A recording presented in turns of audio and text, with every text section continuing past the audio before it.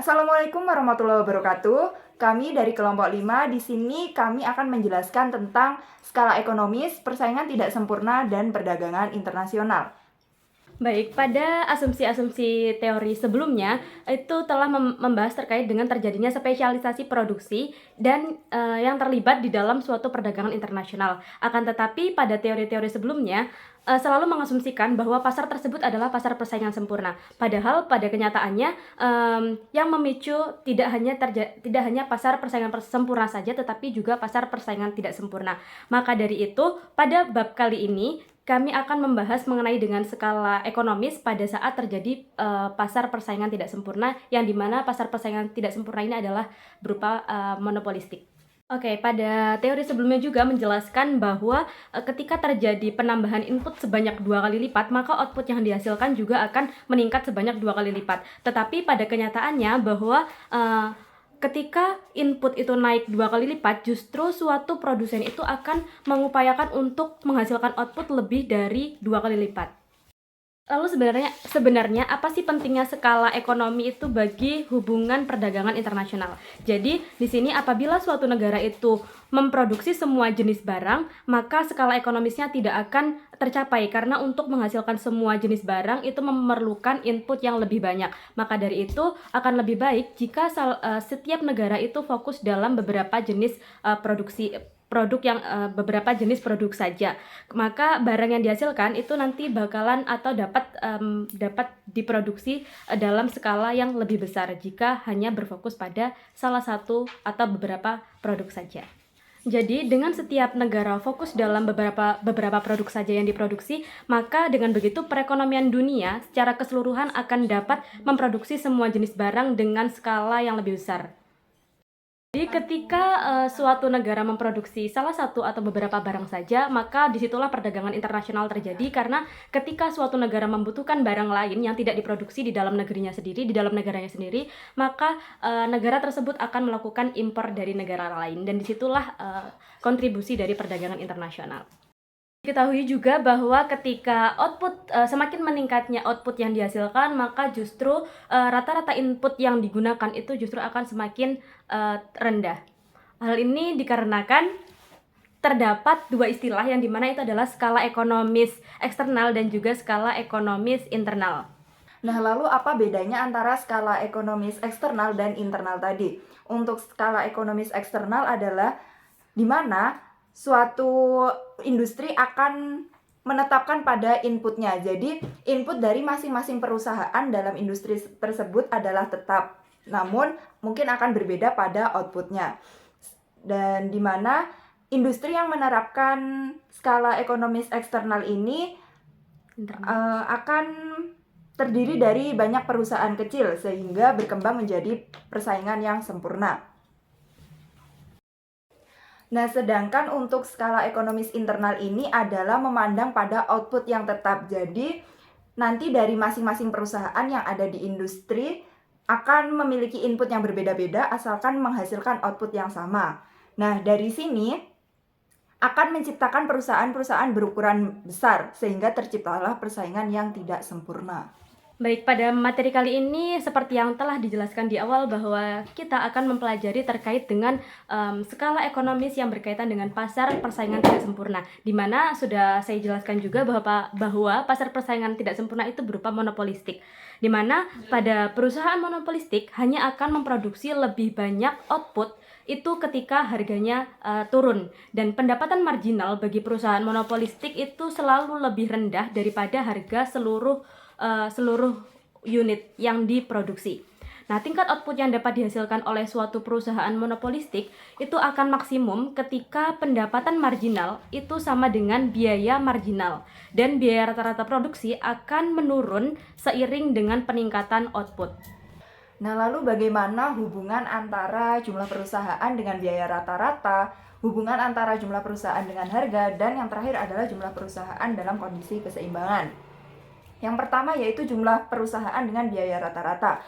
yang mana semakin banyak perusahaan yang beroperasi dalam suatu industri, maka akan semakin tinggi biaya rata-rata yang harus dipikul oleh masing-masing perusahaan. Hal ini karena semakin banyak perusahaan, semakin sedikit pula output yang diproduksikan oleh masing-masing perusahaan. Lalu yang kedua adalah hubungan antara jumlah perusahaan dengan harga. Semakin banyak perusahaan di dalam suatu industri, maka akan semakin ketat persaingan di dalamnya, sehingga masing-masing perusahaan akan berlomba-lomba untuk menurunkan harga output mereka masing-masing. Dan yang terakhir adalah jumlah perusahaan dalam kondisi keseimbangan. Kita umpamakan di sini kondisi keseimbangan ada pada titik N2 perusahaan, harga pada P2, dan biaya rata-rata pada AC2. Apabila N lebih kecil dari N2, maka perusahaan akan memperoleh keuntungan monopoli. Sebaliknya, jika N lebih besar daripada N2, maka perusahaan akan menderita kerugian. Nah, dalam perdagangan internasional, suatu negara akan mengurangi keragaman barang yang diproduksinya, sedangkan barang yang tidak diproduksi akan didapatkan dari negara lain. Di pasar yang lebih besar, akan lebih banyak tersedia perusahaan dengan output yang juga banyak di masing-masing perusahaan. Nah, dari situ konsumen akan ditawarkan harga yang lebih rendah dibandingkan pada pasar yang lebih kecil. Lalu dengan melakukan perdagangan internasional, maka di situ akan tercipta sebuah penggabungan pasar, di mana dengan adanya pasar gabungan itu akan memicu tumbuhnya perusahaan-perusahaan jauh lebih banyak dari sebelumnya, yang di sini mereka perusahaan-perusahaan tersebut dapat memproduksi dalam skala lebih banyak dan menjualnya dengan harga yang lebih rendah. Nah, di sini keuntungan dari penggabungan pasar itu konsumen akan memiliki banyak pilihan yang lebih luas untuk mendapatkan produk-produk. Di sini muncullah pertanyaan bagaimana skala ekonomis tersebut itu dapat menentukan keunggulan komparatif. Baik, maka kita asumsikan bahwa terdapat dua negara di mana itu adalah domestik dan asing.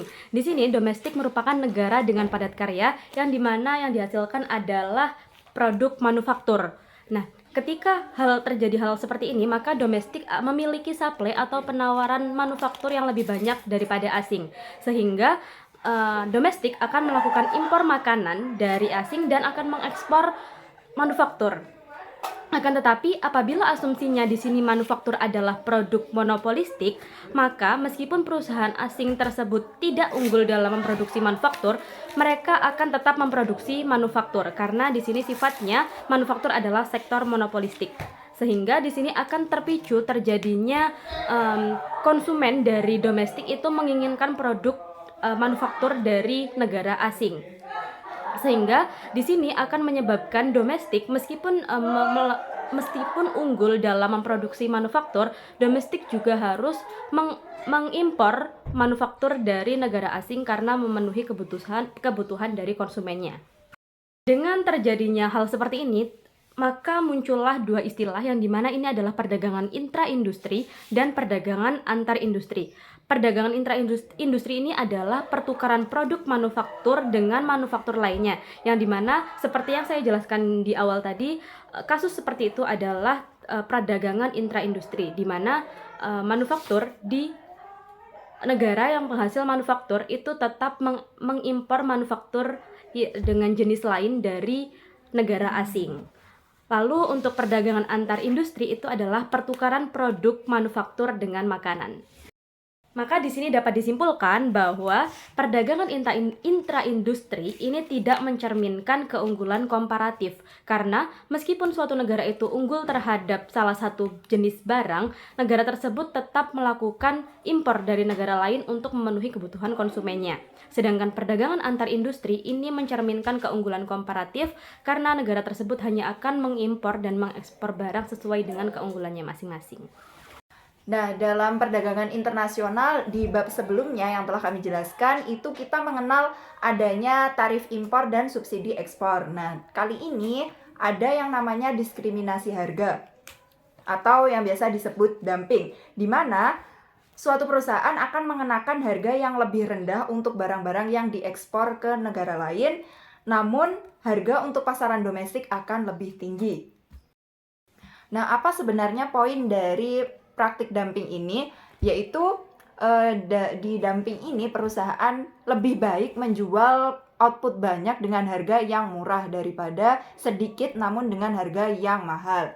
Nah, pada kenyataannya praktik dari dummy ini adalah suatu perusahaan akan menjual banyak dengan harga murah di pasar asing. Kenapa? Karena dampak negatif dari harga yang telah ditentukan tadi akan ditanggung oleh perusahaan yang lain. Nah, dalam teori ekonomi eksternal ada satu ekonom yang berpendapat, yaitu Marshall, berpendapat mengapa perusahaan itu memilih untuk berkumpul dalam suatu lokasi geografis. Alasannya yang pertama, jika perusahaan-perusahaan yang membutuhkan peralatan dan jasa dari perusahaan yang sama, maka akan membentuk pasar yang cukup besar bagi perusahaan yang menyediakan peralatan dan jasa tadi. Yang kedua, jika pasar tenaga kerja berada dalam suatu lokasi, itu tentunya memberikan keuntungan baik bagi produsen maupun bagi pekerja. Bagi produsen akan memudahkan ketika membutuhkan pasokan tenaga kerja sesuai dengan yang diperlukannya. Kemudian pekerja akan lebih mudah mendapatkan pekerjaan yang sesuai dengan keahliannya. Alasan ketiga yaitu pengetahuan didapat melalui hubungan di mana perusahaan-perusahaan saling bertukar informasi dan gagasan. Apabila perusahaan-perusahaan berada dalam jangkauan yang dekat, tentunya komunikasi akan jauh lebih mudah untuk terjalin. Baiklah, demikian tadi penjelasan kami mengenai skala ekonomis, persaingan tidak sempurna, dan perdagangan internasional. Semoga dapat bermanfaat, dan mohon maaf apabila ada kesalahan dalam bertutur kata. Wassalamualaikum warahmatullahi wabarakatuh.